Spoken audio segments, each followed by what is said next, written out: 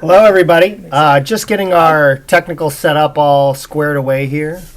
Don't put my headphones on, only you can hear me. All right. Click here and escape.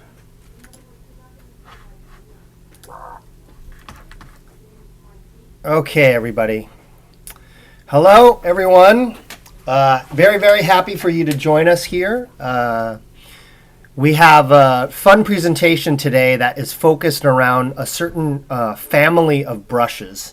And these brushes are really exciting and produce very interesting types of strokes. They're often people's favorite family of brushes just because they're so unique and they're so good at producing strokes that are considered kind of iconic for this type of art.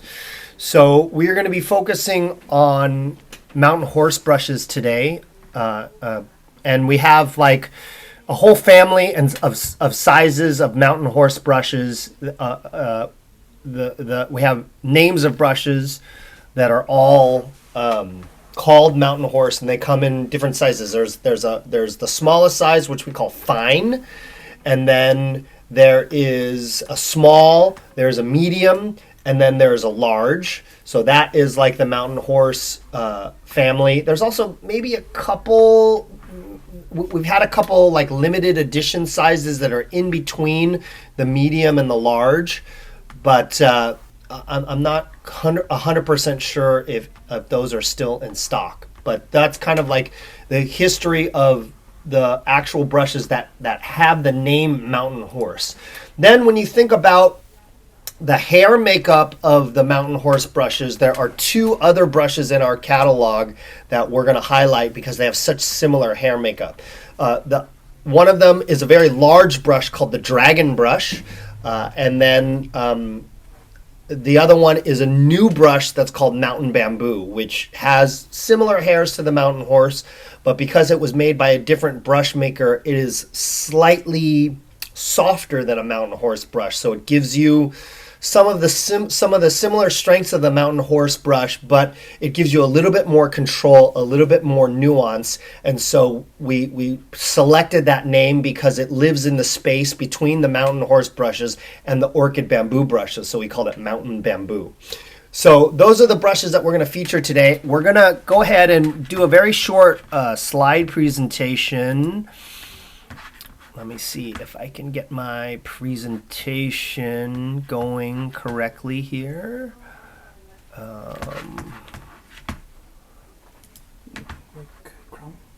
So then, yeah, okay, that's good. All right, now I will get this going over here into this, and then I will hit, there we go. Okay. So again, today we're talking about bounce, energy, and texture, and we're talking about how to get the most out of mountain horse and similar brushes. So we sell a lot of mountain horse brushes, so we're hoping that some of you already have them, and we can. The ultimate purpose of these, and the reason why we make participation in this free with purchase, is because we just realized that there's so much to learn when it comes to this art form, that what happens oftentimes is after purchase, people don't quite work up the courage to use the things that they bought.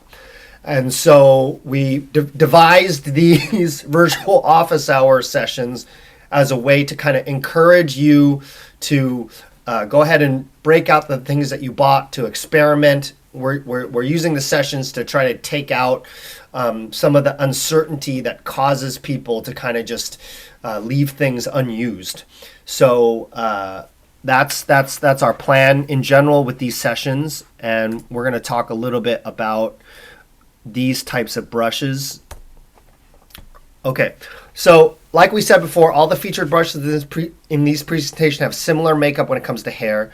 The differences are in size. The difference in size and shape is going to produce slightly different strengths and weaknesses. And the brushes that we're featuring are the mountain horse brushes, the dragon brush, and the mountain bamboo. We want to talk about these two kind of characteristics. One is bounce.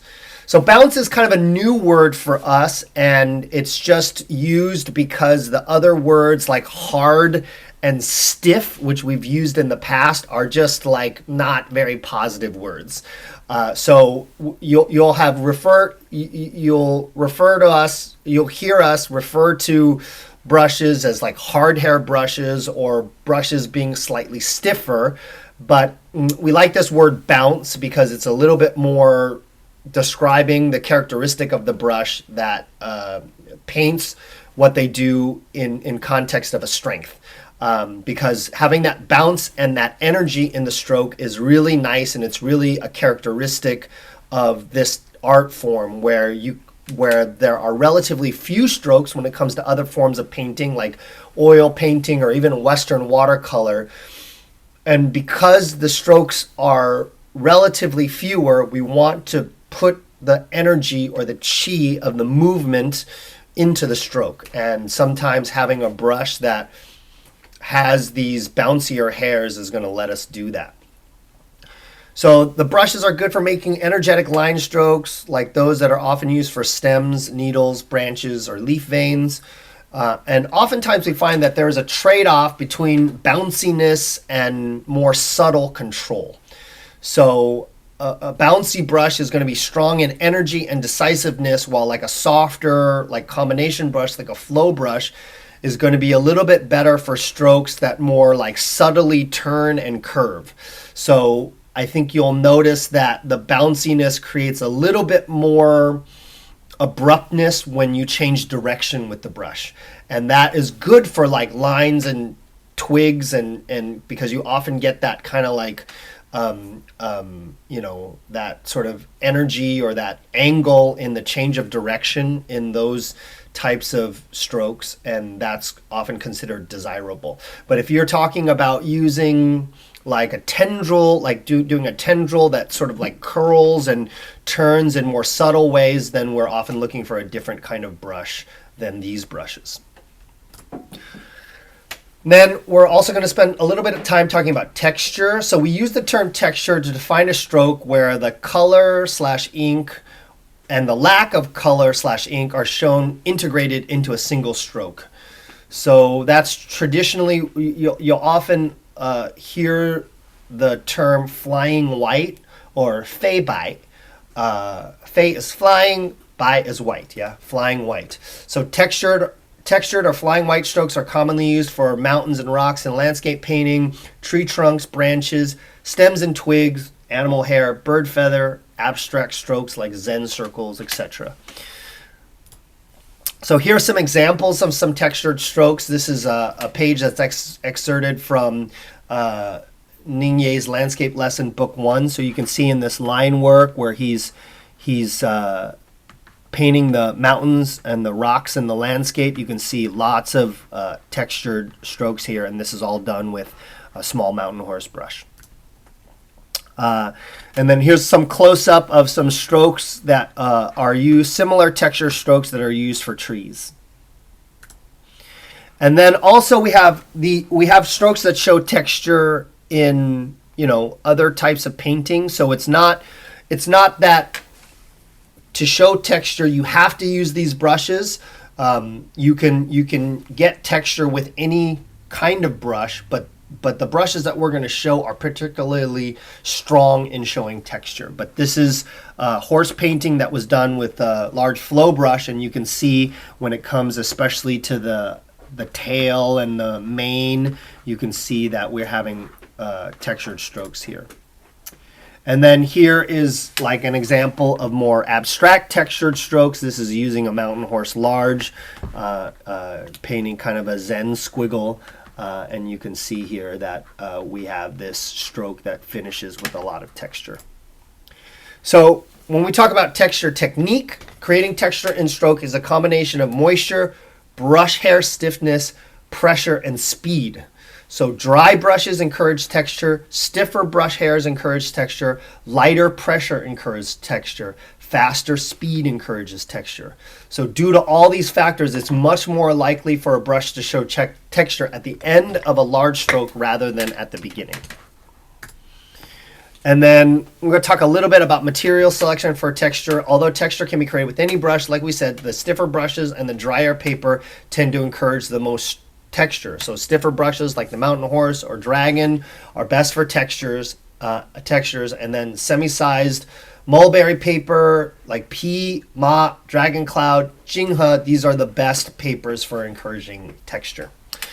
So I think that is the end of the presentation portion. So we're going to go ahead and start the demonstration portion. If I can grab my mother, Ling Chi. I just saw her walk by, and I think she's probably grabbing something that she needs. So like every presentation, if you guys have questions, there is a chat box here in the Zoom in your Zoom category, in your Zoom interface, and you can go ahead and post questions as they occur to you there, and we will try our best to get those and then answer them in the context of the presentation, and we'll try to get to everybody's questions before we finish. All right, so let me just hand this off to my mom. Seems to be ready here.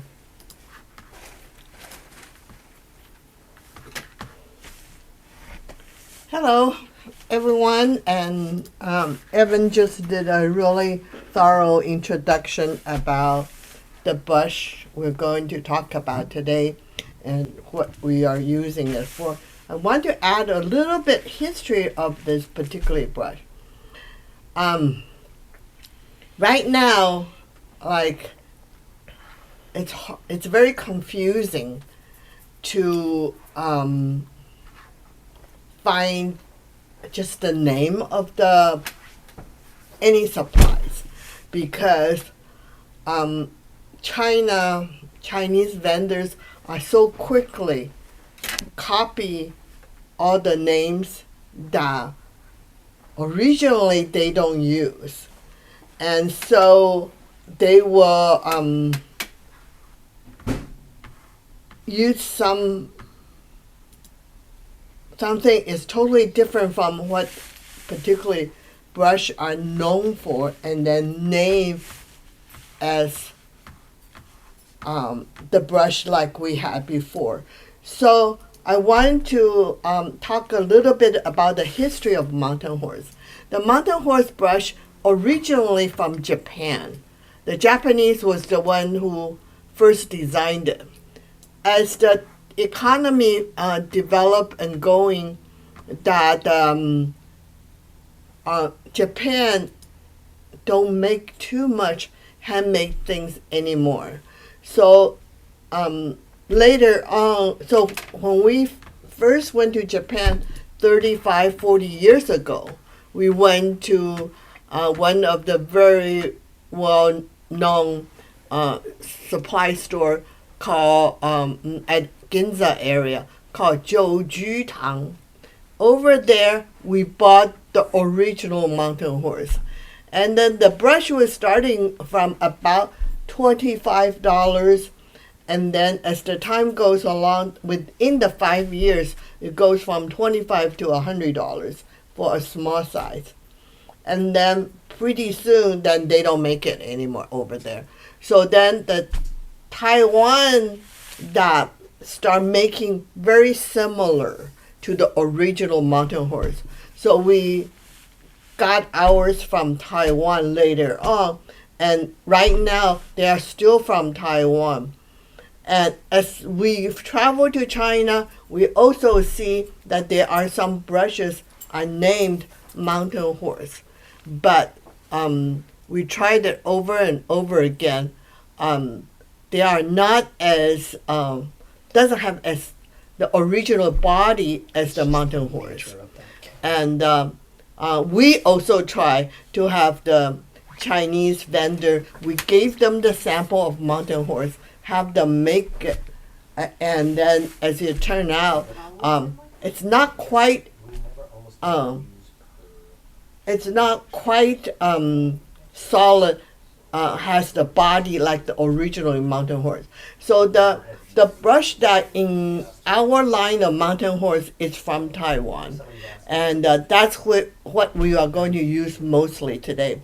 And we did have later on send a sample to our Chinese brush maker to make one just like this. We named it as mountain bamboo. It's a good brush, but it's a little bit on the softer side. I will also use them as I go along. What the brush that we most time use for is for tree trunks, mountains, rocks, and I even tried it later on. Our demos it is that use some large birds like rooster, like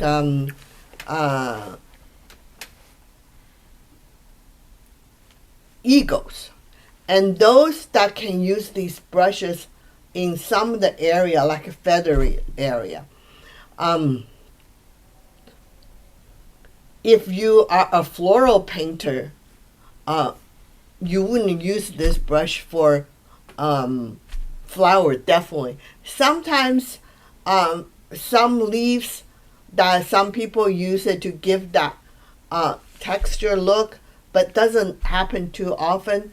And then, but they do use it for trunk. So that's what I'm going to do today, is started with the tree trunk, and then going into the mountains, going into the rocks, and then my least emphasize would be bird. Simply, it's not because it's not good to use bird, it's just because I haven't mastered. So I'm still on the working process, and I will show you a little bit how it can be done.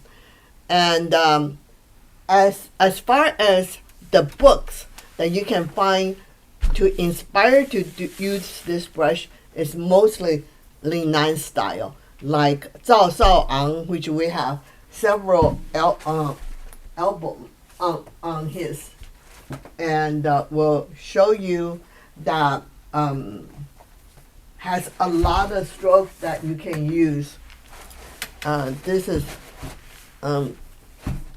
album painting by Zhao Shao'ang. We have several hardbound books by him, that which you can see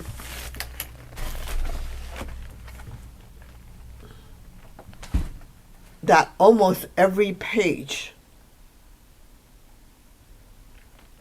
that you can see that the trunk. This is Zhao Shao'an's most signature style.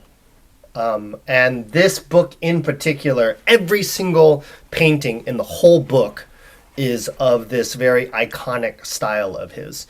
So I think the style has been so iconic that often when people say the word Lingnan, they're actually referring to this type of painting, because he's sort of like been the most recent, most relevant, well-known Lingnan artist, and this style was so original that it sort of has kind of almost taken up the whole mantle as what people think of when they think of Lingnan style. So this is a very good book for you to pick up, and also it's very important to note that it's very important to note that every single hardcover album book that we have is out of print. So once our bookseller sells through them, they will no longer be available. So we don't know when that is. I mean, they have a warehouse, and so they're not really great at updating us as far as but the reality is they're not printing new books at all. So anyway, so today I'm going to start with tree trunk first. The first one,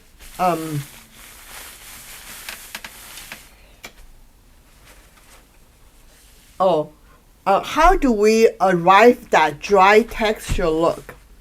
Is by the kind of brush you use, how much moisture you load for the brush, and then also have everything to do with the paper. The most challenging paper to use is very absorbent paper, like shrimp paper. Can you do it? Yeah, if you have the skill, you can use any material to get the look you want. For beginners, it'll be tricky. So a lot of times, beginners, you need more help in the tools than the seasoned, experienced painters. That a lot of times you can see a painter can use any material to get what they want, but it's very tricky to get. It's very tricky that for beginners to get what you want. So anyway, I'm going to start using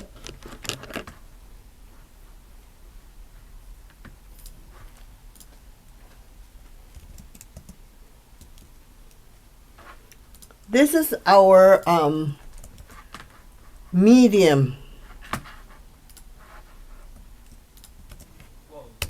mountain horse brush, in which we sold the most. So I have some brown, which I used a vermilion chip with ink to get my brown. The reason I don't use Bersiana directly is because the Bersiana a lot of times that have a tendency to be grainy. So the vermilion and the ink will get a smooth brown.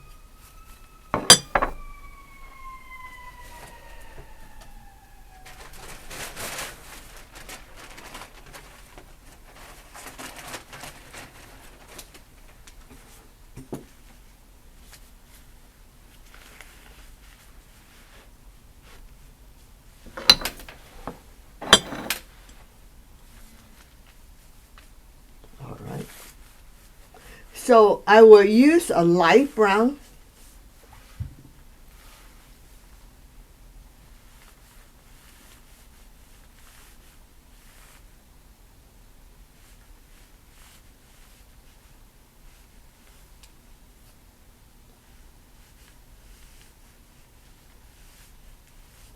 To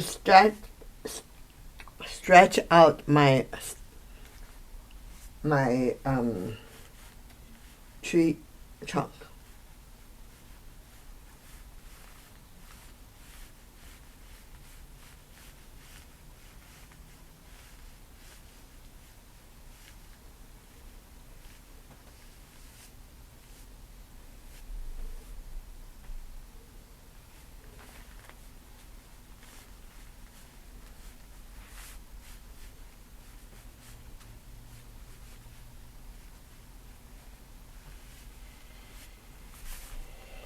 Then I will start to use the straight dark ink.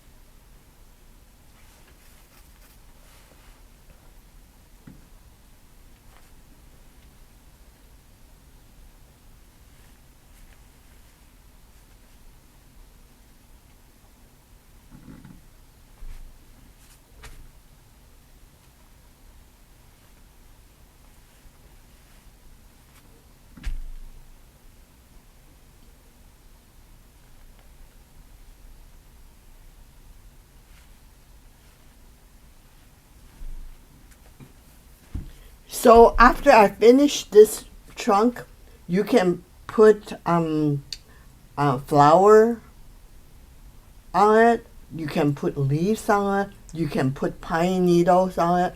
So in today's case, I will do a little bit pine needle.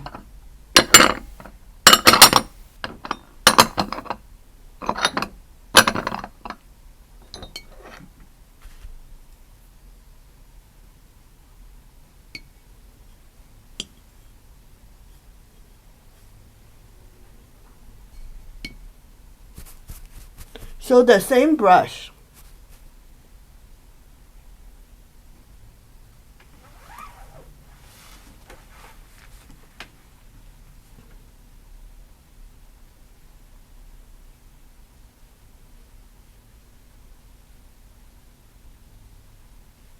So there is for people who have hard time to control the size of the stroke, then I will use the smaller size, what we call fine, mountain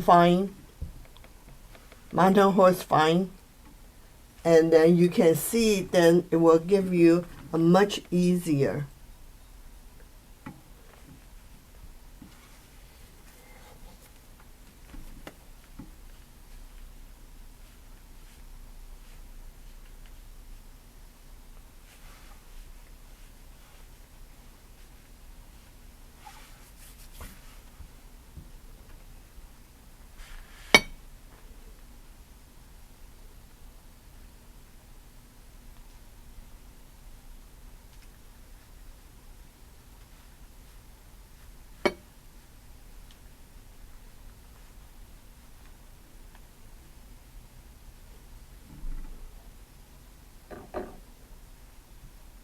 Now I'm accent the straight ink into this pine needle.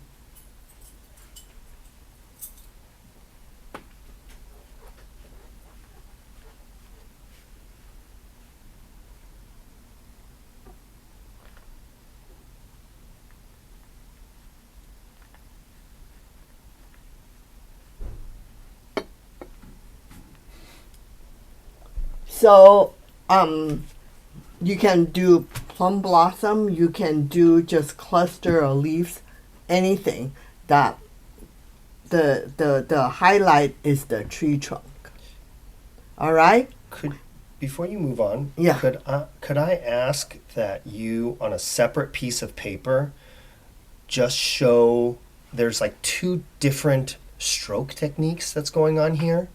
One where you're kind of dragging the brush against the tip to produce the texture in the trunk, and then one where you're more like doing those pine needle strokes, which is using the brush in alignment with the tip.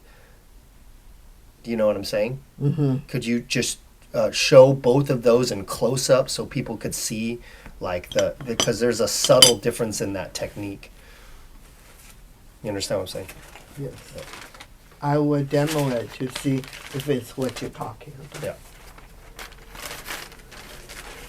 Okay, so the other thing, I'm using the pea paper today, and there's another good paper called natural mulberry paper. It's really good for this technique too.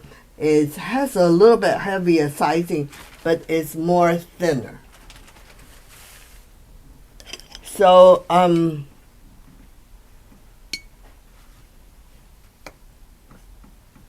so the first type of stroke I use for actually there are three kind of stroke in this particular incident. One is the tree trunk, the outline of the tree trunk.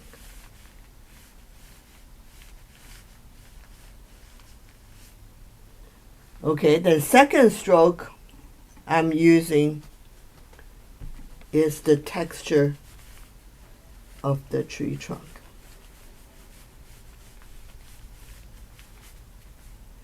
And then, the same thing that I would, on this particularly, on the tree trunk to accident, then this is the same stroke as I'm doing the pine needle, which is straight. Use the tip.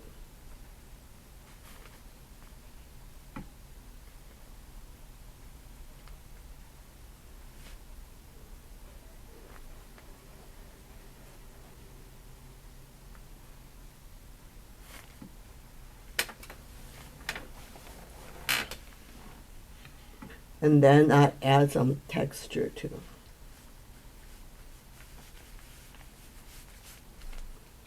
Okay, so when I do the branches, I also use the straight tip.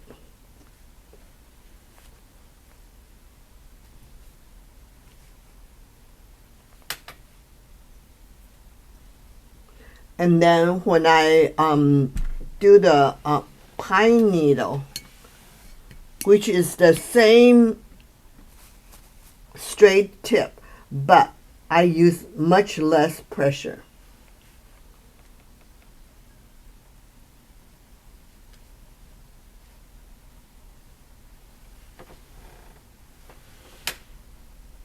So there is use the body of a brush to drag it, make it the lines. And then I also use the side of brush to create texture. And the other stroke is that I'm just straightening. Use the tip of the brush. Is that what you want? Yeah. Very helpful. Thank you.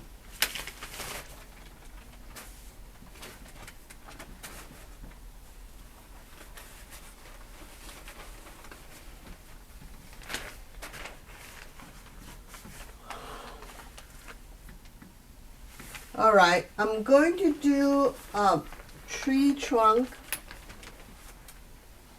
but different technique. Use the same brush. This time I'm going to use the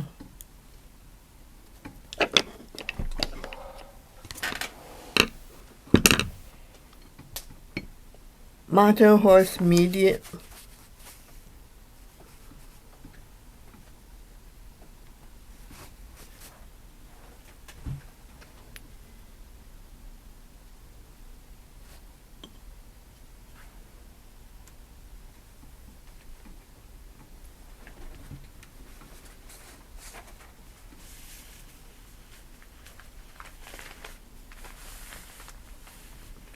So I split the tip open a little bit.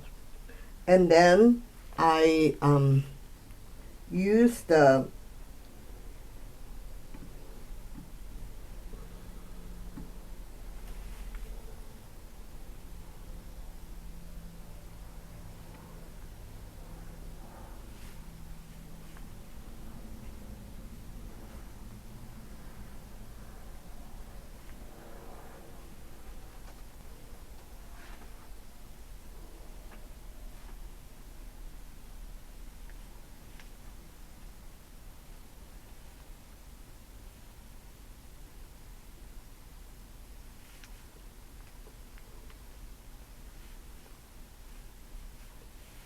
tip to outline my tree.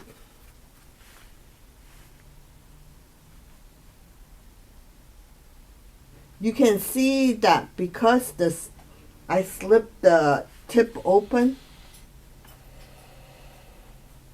so I'm making multiple lines with one stroke.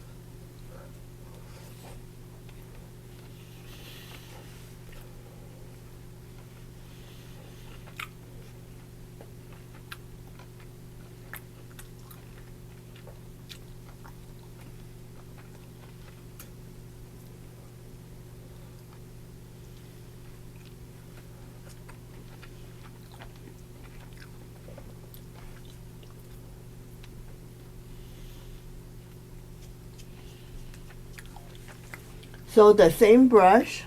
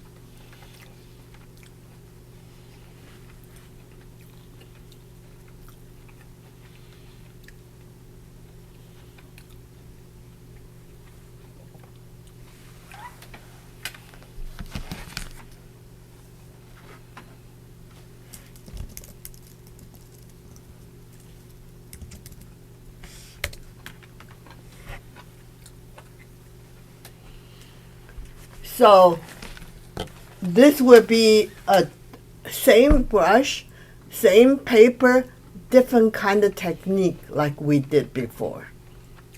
So this is my version 2 of the tree trunk.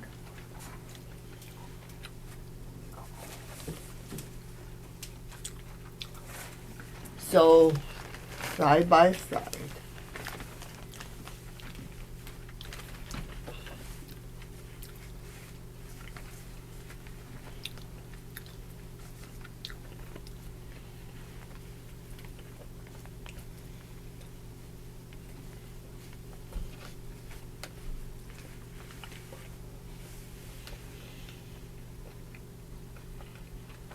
So there are so many ways to paint trees.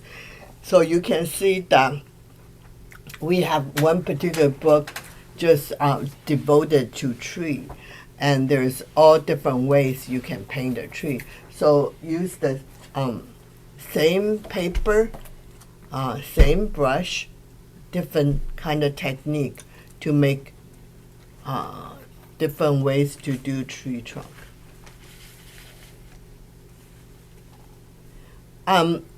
The last couple sessions that we did bamboo trunks, which is a lot of people were interested in that. And I will show you how do you use large mountain horse brush to do the bamboo trunk.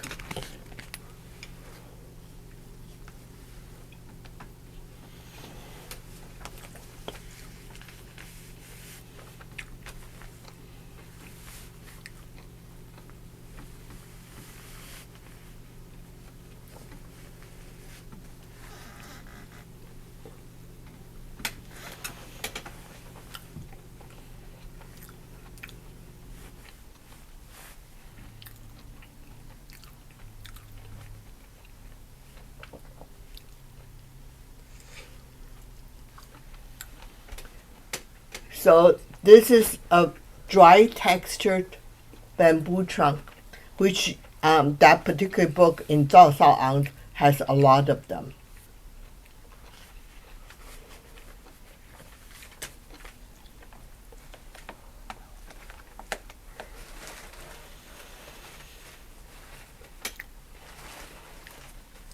So the next demo is going to be on mountains and rocks.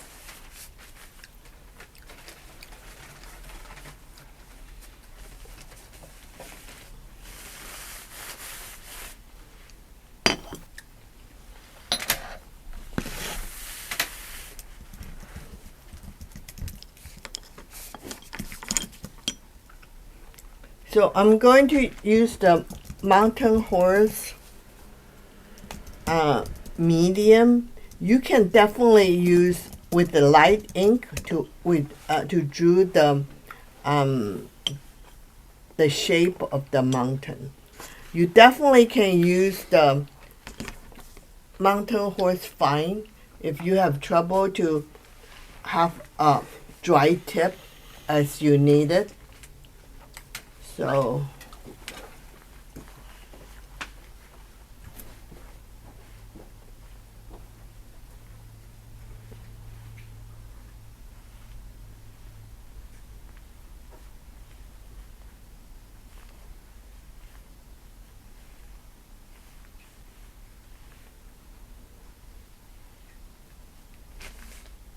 and then you have the inner line of the mountain. And then you gotta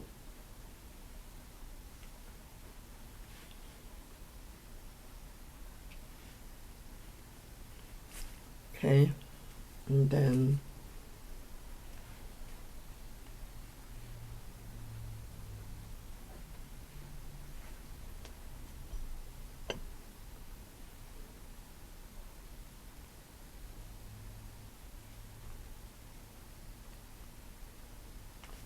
okay, and then you will load the darker ink to do the texture.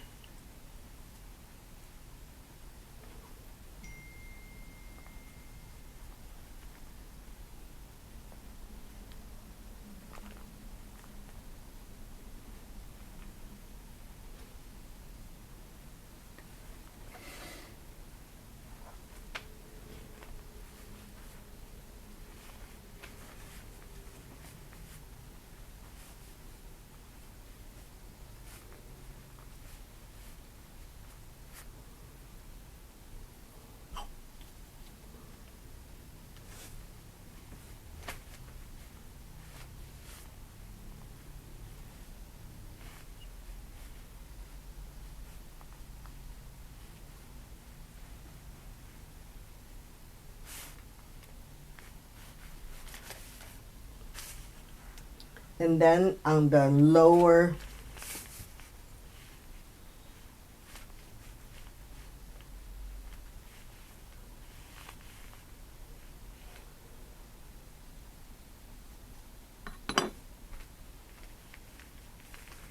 here is some rocks.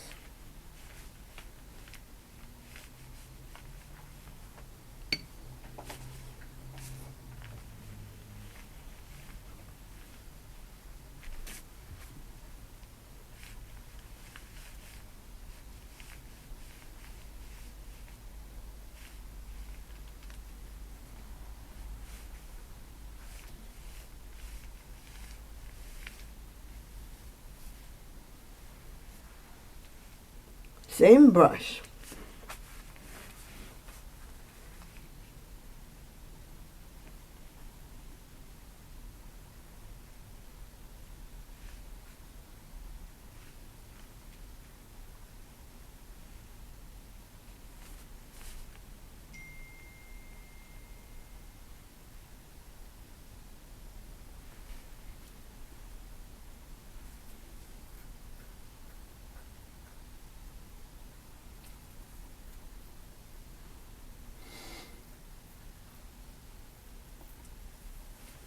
So here is the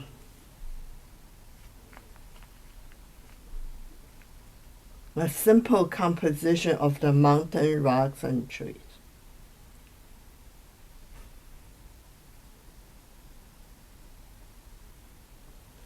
So the next composition regarding to the landscape. Eddie, can you bring me those 3 paintings on the other table?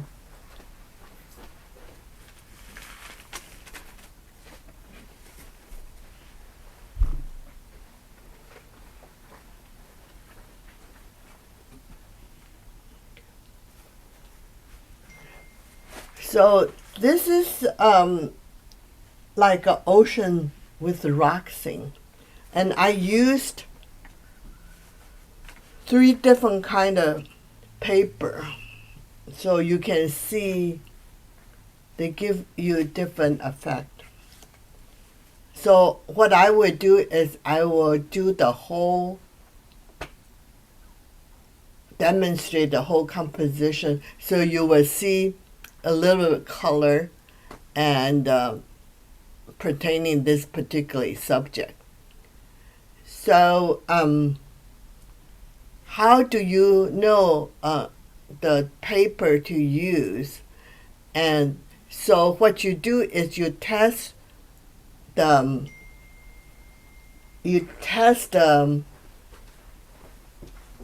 stroke on the paper to find the paper you want to get the look you want. So if I turn these 3 painting to the backs,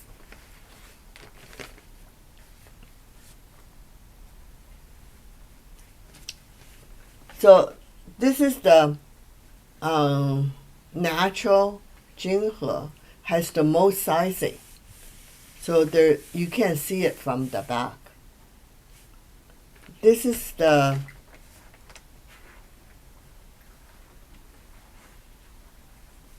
old P paper, and it has less sizing. And this is the new P paper, have the least sizing. So this particular paper, you can see the front and back and the front almost identical. So this is how you choose. Everybody load your brush differently. So whatever is work for you would be the best kind of paper you want. And the more sizing of the paper, the drier look, has more a textured look. So if the paper has less sizing, then they kind of have more a smoother look. But you can see this particular paper is our new P paper, has very little sizing. Side by side, they give you a different look, but they both can give you that texture that you are looking for.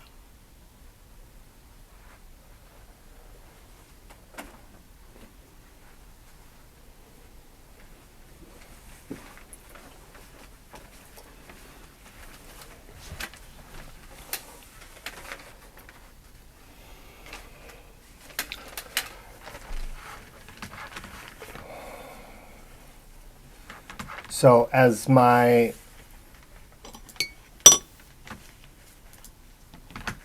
Do we have questions? yeah, there are some questions. Yeah, we can stop, answer some questions. So Leah's asking for a link for that Salsa on book.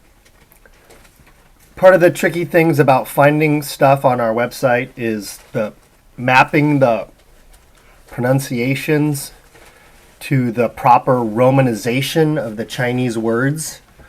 So I like to sometimes use improper pronunciations because it just is easier to know what you're looking for.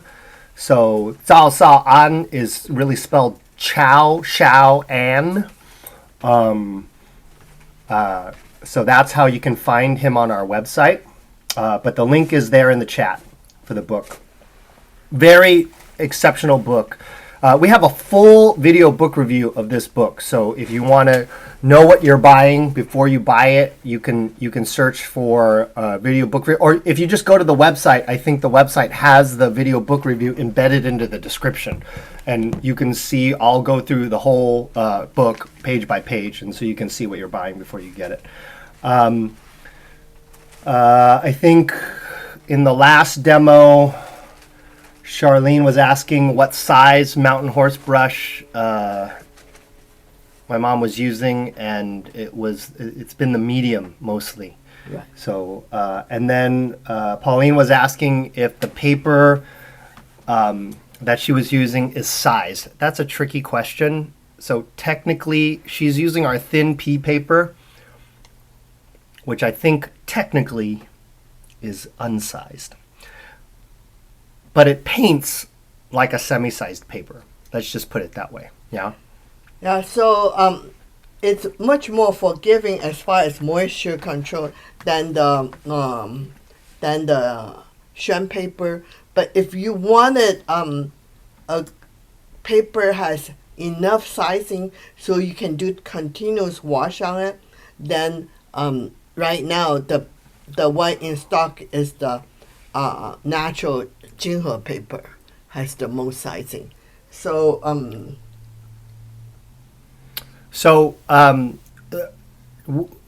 we kind of know a lot about our materials, and because of that, I think it can be overwhelming initially to make a choice. So I think if you are interested in a broader category of stuff that we offer, for example, I've been hearing a lot about these semi-sized papers. Can I try one? We often have one that is like the most iconic. Okay, so in the semi-sized paper category, it's either thin P paper, which is our favorite, or Dragon Cloud, which is the most well-known. So you can try either of those to begin with, and then just to get used to the category, and then you can give us feedback based on your, you can say, oh, I tried this, I like it, but I need blah, blah, blah. And then we can help guide you there in a more specific way. But oftentimes, if you hear us just go on and on about all the like subtle differences, it just gets hard to make a choice. And so it's kind of like wine. If you don't know a lot about wine, then, like a Chardonnay, a good Chardonnay is going to like taste like similar to you. Like you won't be like the difference between like 94 blah blah blah, or as long as it's a good Chardonnay, you'll like it. Yeah, so I think that is a good analogy to use when it comes to these broader categories, either brushes or paper. And then the last thing I would offer is I think that you should go on dates with your brushes. Okay, so what I mean by that is that oftentimes you will not casually use your brush, and then you will have your brush, and then you'll be like, okay, I signed up for a class. And then now all of a sudden you and your brush have to do this class together, and you don't even know each other, like that's hard, right? So if you have just like, you break out a piece of practice paper, use just simple ink, and you just, have these short sessions where you just get to know the brush. No specific goal in mind. You just doodle a little bit. I like to use the magic paper for this purpose just because it's just even less setup. I set up what we call like a magic paper doodle station here, which is just this piece of this specific paper called magic paper, which allows you to paint with just water there, and then there's a bowl of water out there, and it's just ready all the time. So it's there to basically allow customers to try brushes. But since we set it up, I'm there like 5 times a day, just stopping by on my way to something else, and I grab a brush and I fill up the paper, and then I go do my next thing. So for those of you who have my personality, which is severely attention deficit, you may find that type of practicing to be well suited to you, because for you to section out some focus and some time to practice in a longer form is very rare. But if you can figure out a way to practice in a short form, that has made a huge difference for me in my personal painting journey. So if that sounds like you, you can try that as well. I'm going to see, we have a couple more things prepared? yes. Okay. All right. So,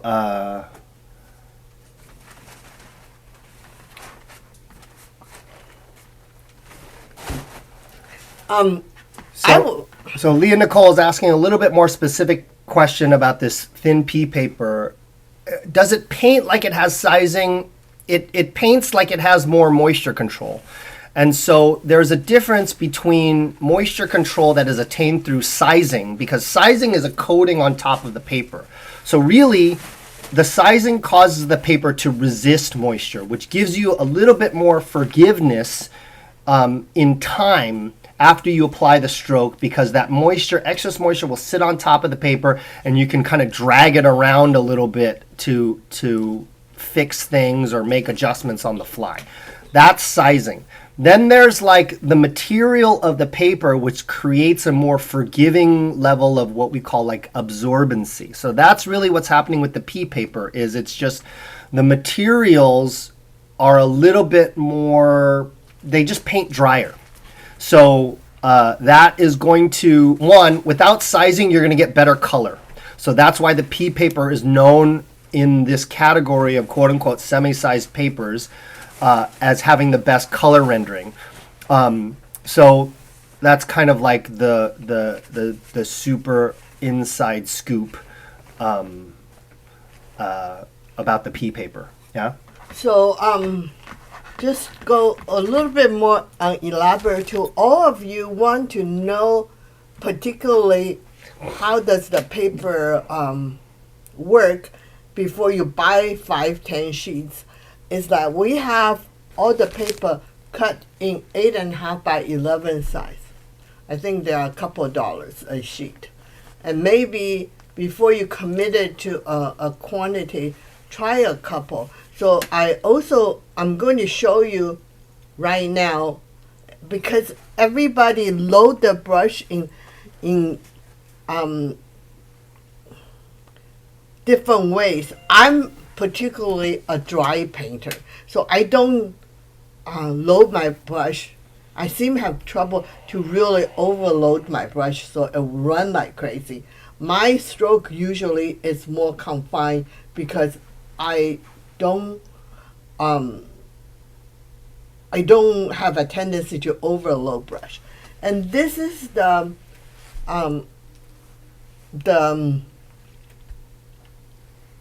particular subject I want to show you, that on P paper, you can see that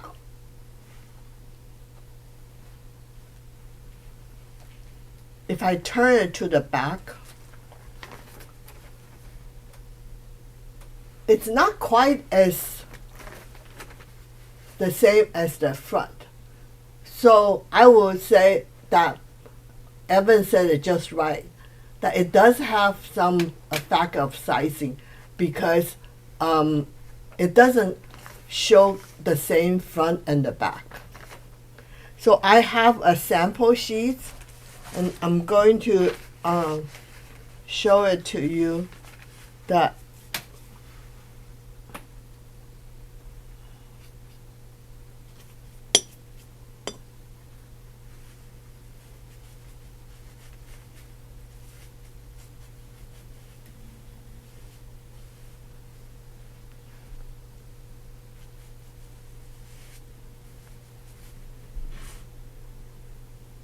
I use the ink, right?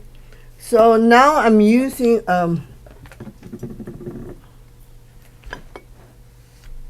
combination brush, which is full loaded, not full loaded, Lotus. That's full lotus. Is that full lotus or large happiness, right? Full lotus. Full lotus? Yeah. I thought this is full lotus. Oh yeah, that is full lotus. Maybe. Oh, that's lotus petal. Sorry. Okay, so I'm going to use this particular. Can you trade me with the clean water bowl over there? There's one right there.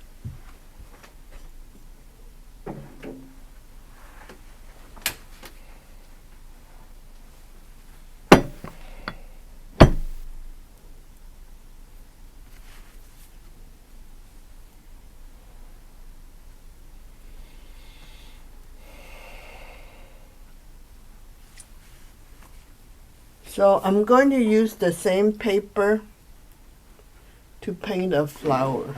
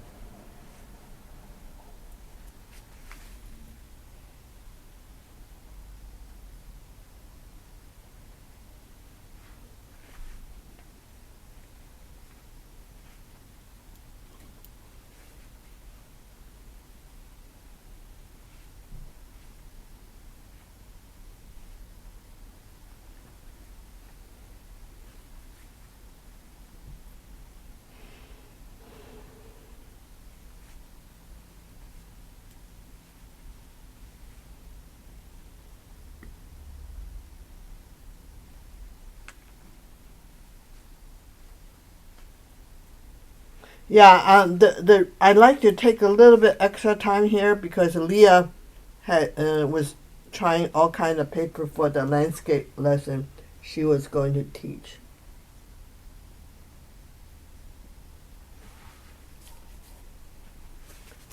So you can see that if I load my brush extra wet, then I can use it as a shun paper. But then I can also make a mountain like this. I hope that answer about this is the current paper in stock.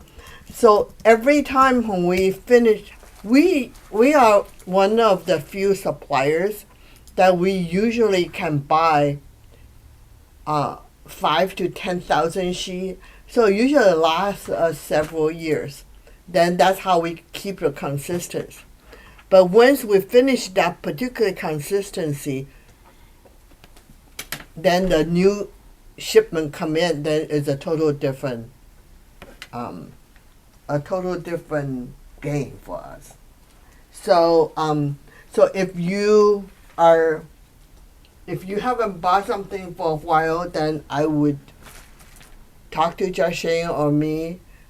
Try before you commit, buy a whole bunch of paper to find out when did we have this batch and how long we have had it. So anyway, back on that particular subject. So I painted this one as a texture look for to do the wash, so you can see later on. But then I will start with one that to do this particular page, and then part. Once I finish this part, then I will do the wash on this one because this done earlier, so you can see.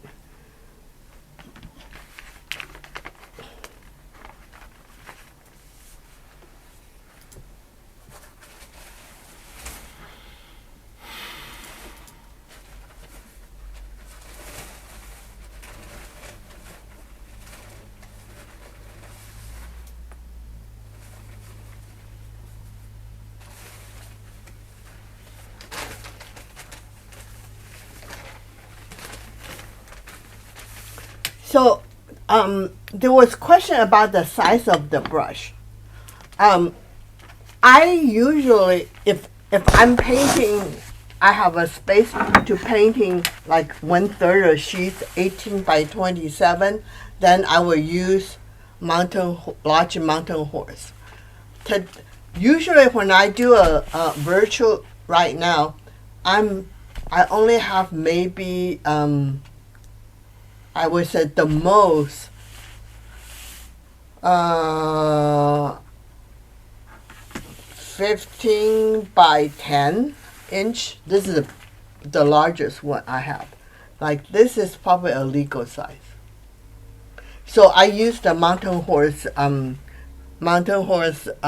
medium because the area I'm limited. But I also have a curious question. You know, we have a very faithful audience we have a lot of people later on would go watch our link, but we also have very faithful participant who comes almost every month. And I would like to know a little bit from you input. So when you have time, it's convenient, if you can just make a comment to us. I think sometimes I'm a little bit very ambitious to show a lot of things, and in that case, the good things that you get to see a variety of way of doing things, but more than usually when you go to a class. But then also if I doing too much, and then maybe it's just kind of overloading you. So eventually you don't get as much as you would able to get. So what are you looking for? Somebody wants you to demonstrate. A mountain bamboo brush. Oh, a mountain bamboo brush? Yeah. Not all the mountain horse brush sizes? No, I think it's could you use the mountain bamboo brush, please? And does it come in different sizes? No. So mountain bamboo currently is only in one size. We are interested in that brush, and we are sort of like asking people to use this most versatile size of it and give us feedback as to whether or not they would appreciate it in different sizes. I would appreciate it in different sizes, but I'm not. You guys. So here comes the mountain bamboo brush. So here is the mountain bamboo brush, and here is the mountain horse large.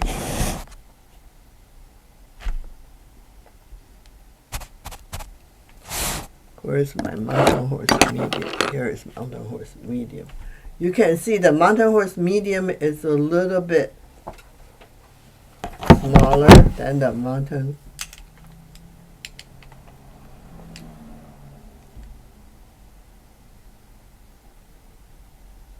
This is large mountain horse medium, and then this is the mountain bamboo.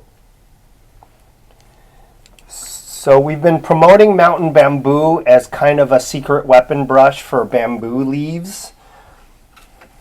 And kind of what we've been searching for is as time goes on, we do notice that the same brushes get softer.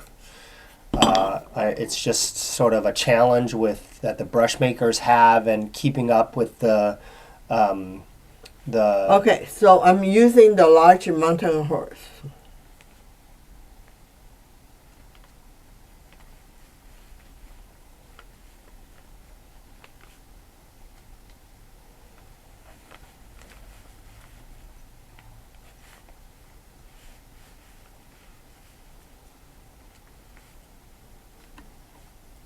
On this particular rock.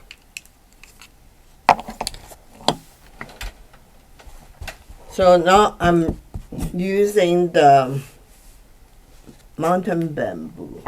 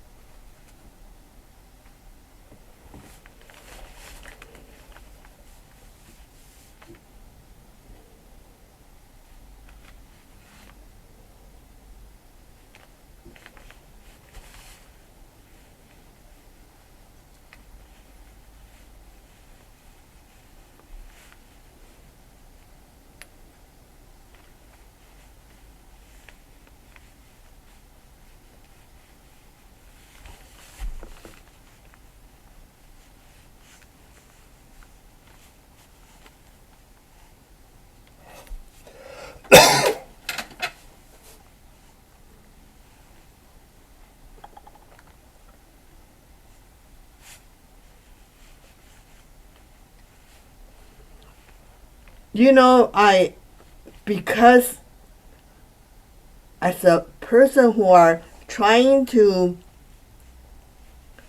do what I want, so you can see that visually, I don't know if you can tell the difference of two different brush. The best way I can say is that it feels very different. I think maybe if you could show both of them doing like a bamboo leaf, it'll be easier to see the difference in energy between the two brushes.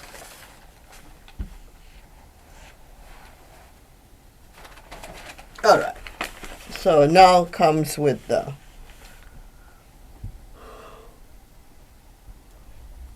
mountain bamboo brush for leaves, bamboo leaves.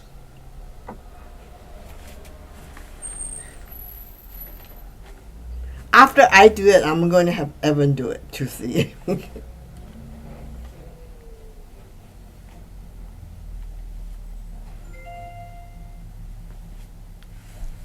So this is, I'm using mountain bamboo.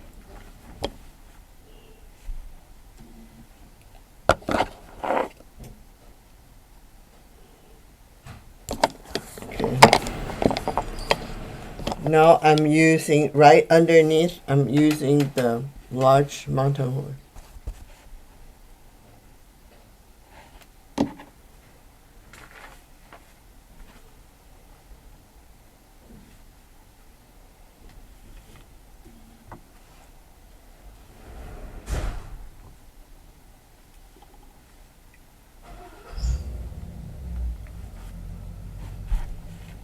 So I think you can see pretty clearly there that the mountain horse brush shows texture easier, which is actually less desirable in a bamboo leaf. I mean, of course, there's nothing wrong. I mean, you see bamboo leaves in the wild, they have that texture all the time. So if you get one like that, no big deal. But I think what you're really wanting in a bamboo leaf is this kind of thing that you see at the top, which is a nice mixture of that bounce, that very assertive yang energy, and also a little bit of lilt, that roundness that you see in the leaf. And that's what you get from that slightly softer brush, which is why we just happened upon this brush by accident, but it's been fulfilling this desire that we've had, which is to try to recapture the feeling of our old orchid bamboo brushes, which is like from 20 years ago or something. Like the orchid bamboo brushes were a bit bouncier than the most modern ones. Those are the new ones are very nice too, but they have gotten softer over the years. And so I think that this gets us back into that feeling of those old orchid bamboo brushes. All right. Dragon, you want to get to that? Or do you want to show what you were doing before? You had some idea. I mean, I can do dragon. Yeah. So what would you like to see in dragon? I don't know, just show people like the size of it, and because it's more classically shaped, you know, it's a shorter brush. It's got a more clear aspect ratio, so you can see how it is like more versatile, I guess, than the mountain horse brushes, which are all longer and thinner. Okay.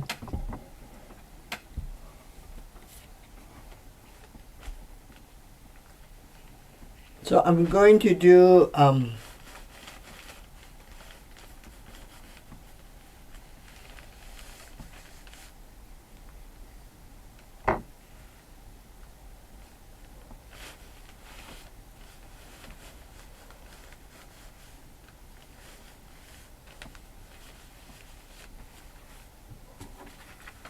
mountain. So the same brush, I'm going to do a bamboo trunk. We didn't want to open an expensive brush for a demo, so I have a bad handle one, so I'm doing the best I can.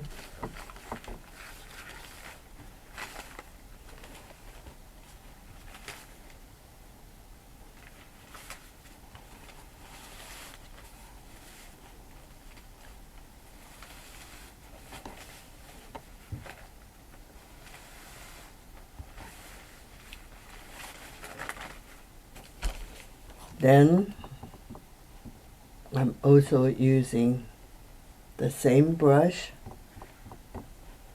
my dragon brush, to do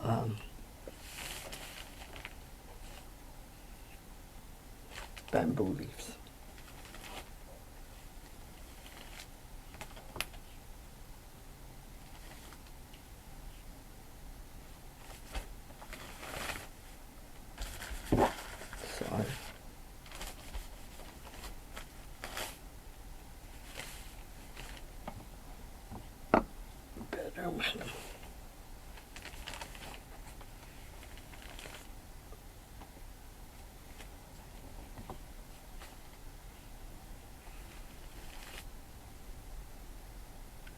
So that's the dragon.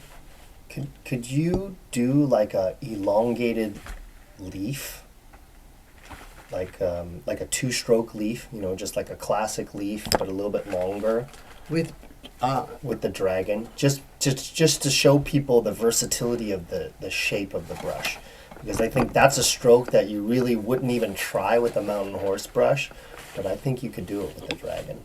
I don't know. I need to load it pretty wet.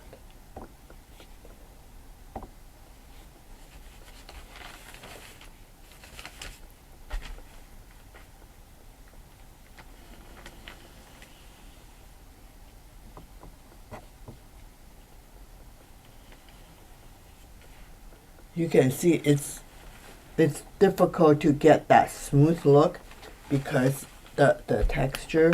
It would be easier on raw paper, yeah. I have some cotton. I don't know how raw this is. Let's check.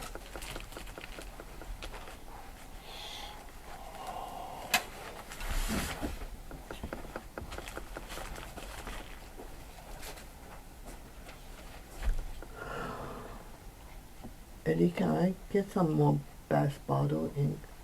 Oh.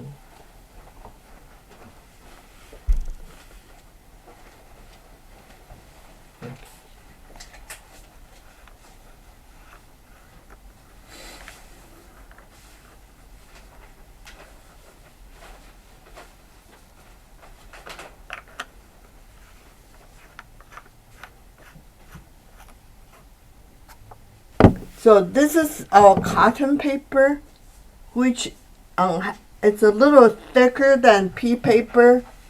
A lot of our Chinese teachers like to use as a beginner paper because it's more forgiving than shrimp paper. Let's see.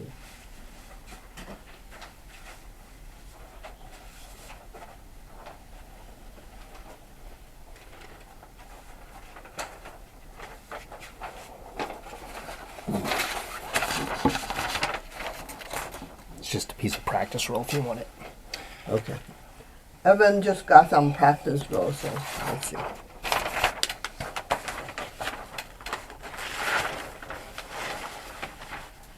A lot of people buy the dragon brush. I think it just when people feel like they have, so it's a good idea, Evan, to ask me to demo it because a lot of times when people they want to give themselves a treat and buy a dragon brush, and then they never use it. So.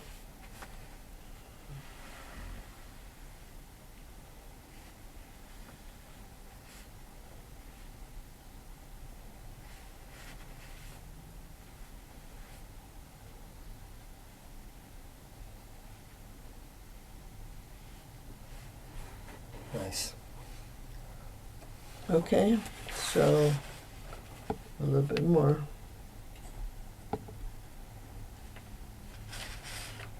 And I think when you guys are trying these larger brushes, play with just using the tip of the brush, and you'll discover how versatile they are.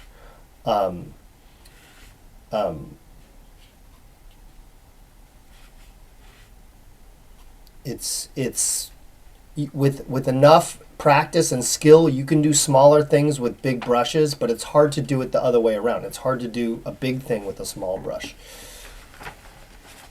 All right, so this is the demonstration of our dragon brush. Okay, I'm going to hurry up, go back to the texture of the rocks that I intended to start with. So.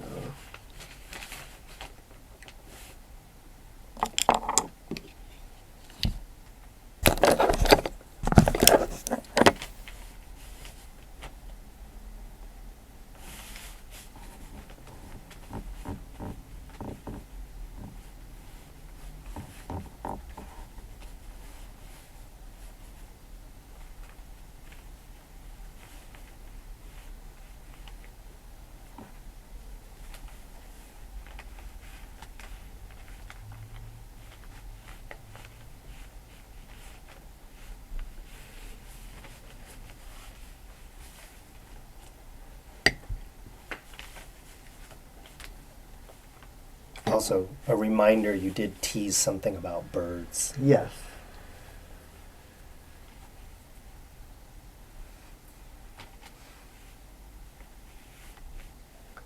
So I will quickly to show the bird, and then I will finish up with some washes. So this is the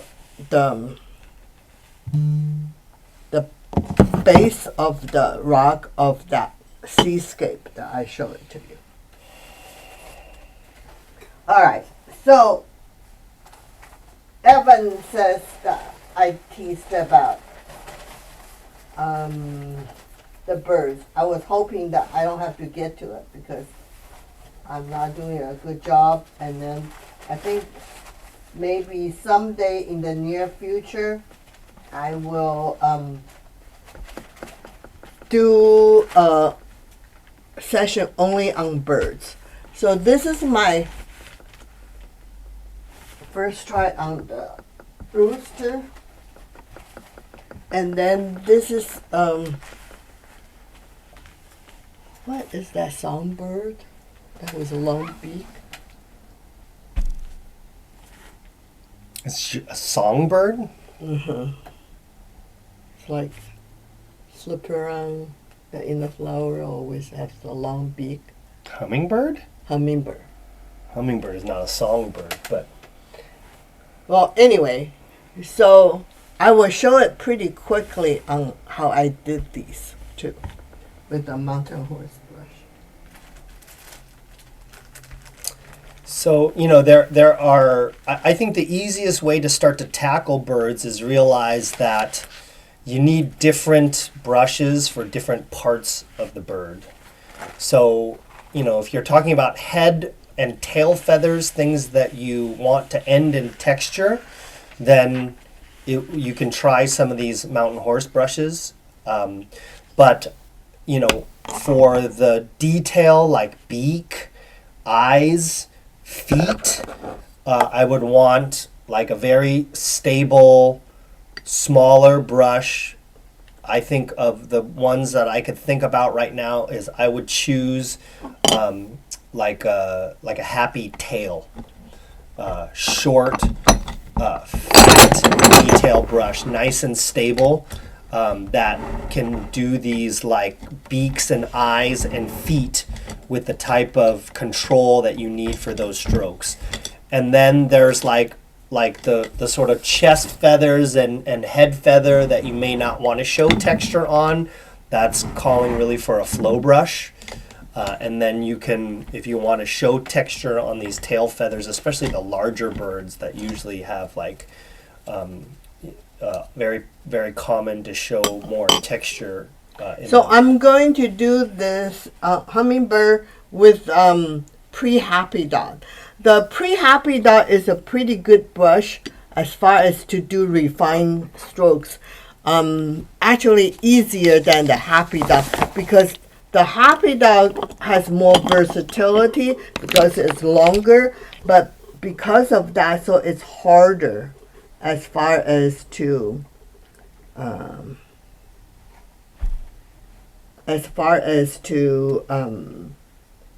get a sturdy stroke.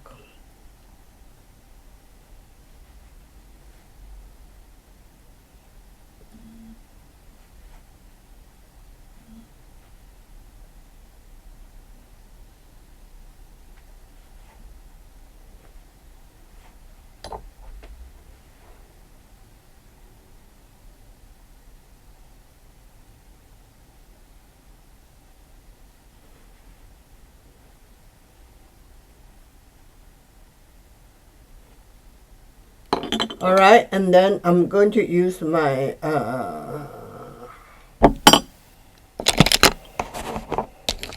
mountain horse medium with the tip.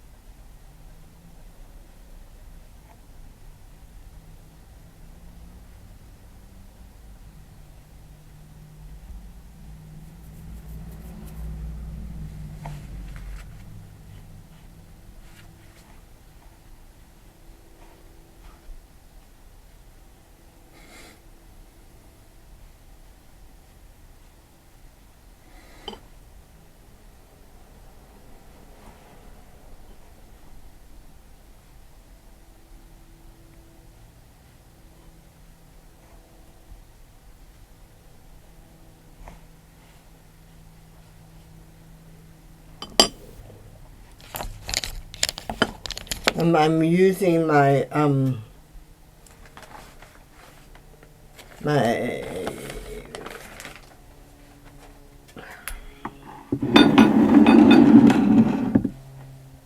lotus petal for the body.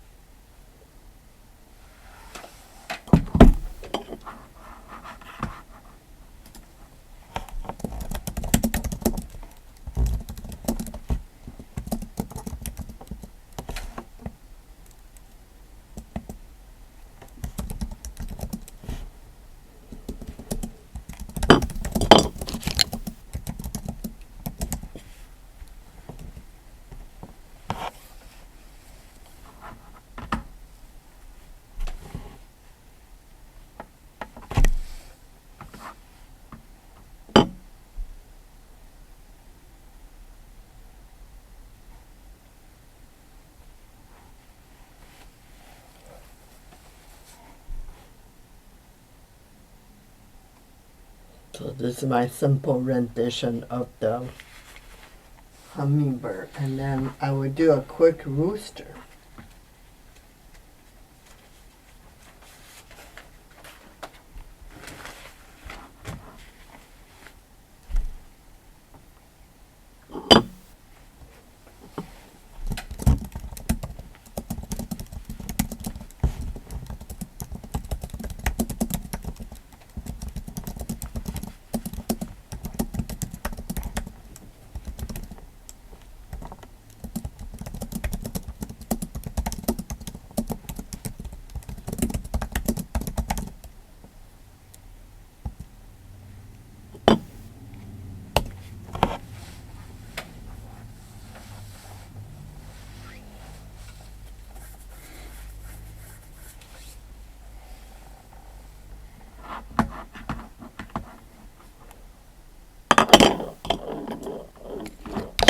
So I'm using my pre-happy dot for the beak and the eyes.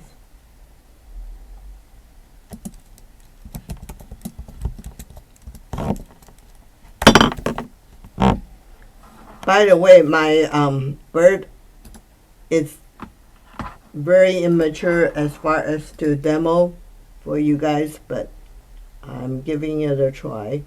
So hopefully when we're doing a bird session, then that will be much better than what I can do right now. So then I'm using the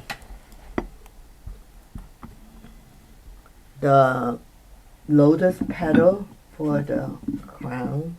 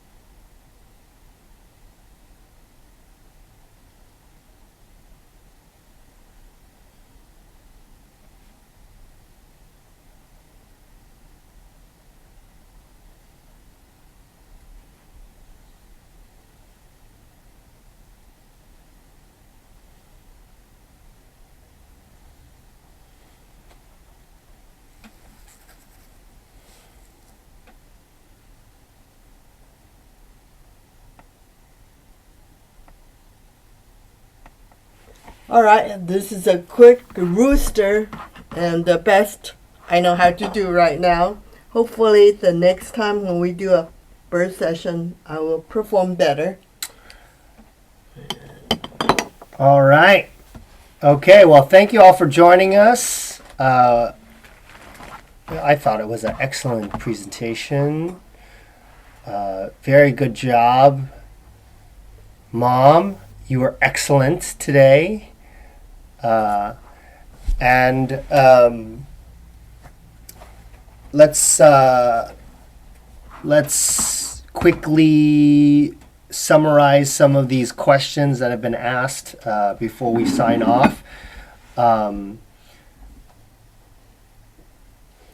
So I think we've covered almost everything in the chat. There was one final summary about kind of like the strategy for birds, and again we're sort of commenting on 3 different types of brushes. One is your favorite detail brush for the specific line work, like the beak, eyes, and feet.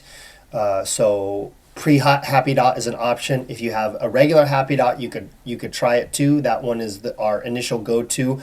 But the reason why we are highlighting things like pre-happy dot and even happy tail is because the shape of the brush is a little bit less versatile than the happy dot, so it's more stable.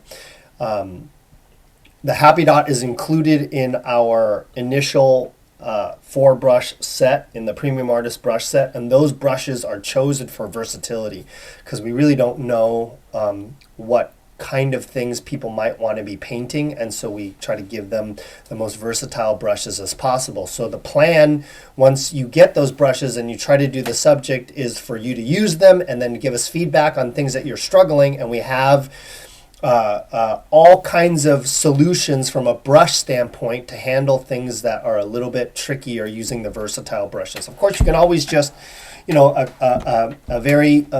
a Chinese trained teacher would just be like, well, you need to get better. So get better, practice, practice, practice. But what we have found, especially in dealing with people who don't have the same cultural background as people who grew up in Asian countries, is, we have so many options for our free time here. And if thing is too frustrating initially, we just move on to something else.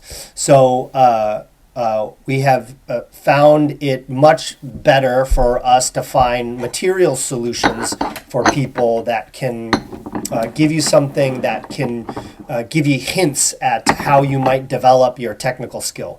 And so these brush recommendations would be great for that. So give us a call, send us an email.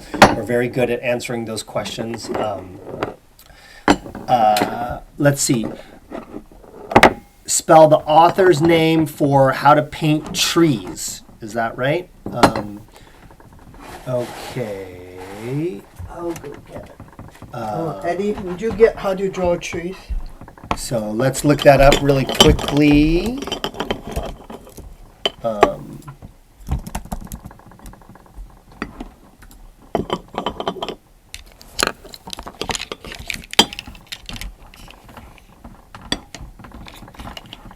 So I'm putting that in the chat, but the last name of the author is Lu, L-U. And the book is called Drawing, and we put in parentheses painting, because the fact that they choose drawings there is a translation issue. So that's the book, and it's wonderfully in depth. You can go to our website and see we have the book review linked in the description, and I'll also go ahead and drop the link in the chat for you guys. So thanks everybody. We really appreciate it. The next session, we've been transitioning a little bit, and we haven't been sending out emails at our regular clip, which has resulted in this group getting a little bit smaller. So we're going to try to step up our volume of emails, one, because there's so much good information that we're trying to give you in those emails, and two, it just really helps increase the participation of these virtual office hours. But if you have a topic that you'd like us to cover, please let us know. We have done quite a few of these, a shocking number of these. So we are looking for, things that you might want to, touch again. I know the fall's coming up, so those are good, maybe autumn trees or chrysanthemum. These are all things associated with autumn, so maybe that would be a good for our next one, which will be in August. Okay, so thanks very much, everyone. We really appreciate it, and have a great weekend. And be in touch. Part of this is an ongoing effort to make sure that the things that you buy from us are used to enhance your life, and that's really an essential part of our model. And for us to be very healthy as a business, we really want to be encouraging you to paint. And we want to help you discover how much people who are more experienced painters actually paint. They really paint a lot. And so we are looking more at paper sales to judge the health of our business, because we know people can buy tons of brushes and maybe not use them. Yeah. So, but most people, when they buy paper, they're like, okay, I have to use the paper. All right. So thank you very much, everyone. Have a great weekend, and we will see you on the next one. Yeah. Thanks, everybody. Thank you.